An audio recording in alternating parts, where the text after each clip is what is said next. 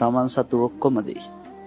බුදුහාමුදුරුවෝ දන්නවනේ ආනිසංස ඔය ඇත්තෝ කැලණි විහාරයට ගිහින් බලන්න මල් ආසනයක් විනාඩි 20න් 20ට අස්පස් කරද්දී ආයි පිරෙන හැටි. රුවන්වැලි සෑයට ගිහිල්ලා බලන්න කොහොමද බුදුහාමුදුරන්ගේ භාග්‍ය අයිසාරි. දළදා වහන්සේව පුද දෙන්න දැන් මිනිසුන්ට මුකුත් ගෙනියන්න දුන්නා නම් මාලිගාවේ කොයිතරම් මන් දන්නේ නැහැ පින්වන්දි මෙහෙම ලංකාවේ මිනිස්සු ගායක ගායිකාව බලන්නවත් ගියේ නැහනේ. ක්‍රිකට් ක්‍රීඩකයෝවත් මිනිසුන් මාදයටපත් කරපු ජීවත් වෙලා ඉන්න උන් බලන්න ගියෙත් නැහැ. හැබැයි පිරිනවම් පාලා අවුරුදු 2500කුත් ගිය බුදුහාමුදුරු බලන්න ගිය.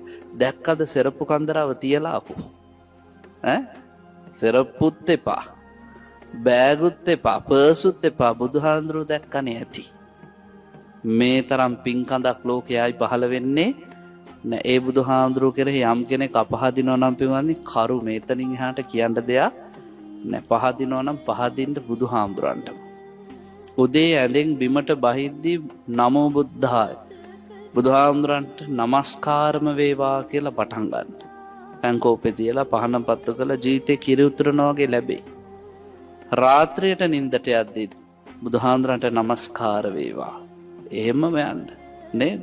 බුදුරජාණන් වහන්සේගේ රූපය හැමතිස්සෙම හිතේ තියාගෙන වැඩ කරන්න. මොකද